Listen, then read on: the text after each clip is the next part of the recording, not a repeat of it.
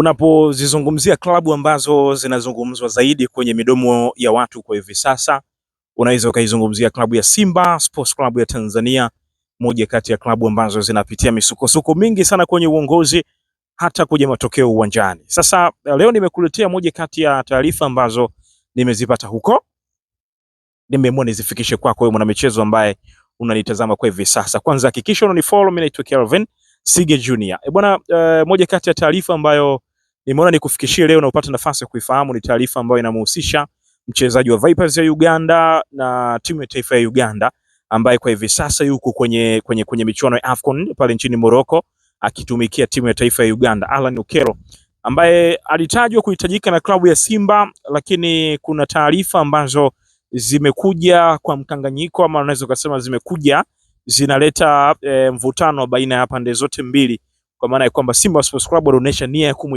kumhitaji mchezaji huyo, lakini inazungumzwa AFCON hii inaweza ikawa ni moja kati ya michuano ambayo ikamfanya mchezaji huyu kuwa na thamani kubwa zaidi. Kwa Vipers wameiweka pembeni ofa ya Simba, kwanza watazamia michuano ya AFCON itakwishaje kwa Uganda. Alan Okello pia performance yake inaweza ikawaje ndani ya michuano hiyo, ni moja kati ya taarifa ambayo nimekufikishia. Kwa hiyo kama ulikuwa unatamani kufahamu dili la Alan Okello na klabu ya Simba litakwaje, nimekujuza kwa namna hiyo. Lakini kuna moja kati ya taarifa pia ambayo nimeipata kama Wafuku News. Bwana, klabu ya Simba siku ya hapo jana imetuma ofa rasmi kwa kiungo wa klabu ya Yanga Aziz Adabwile.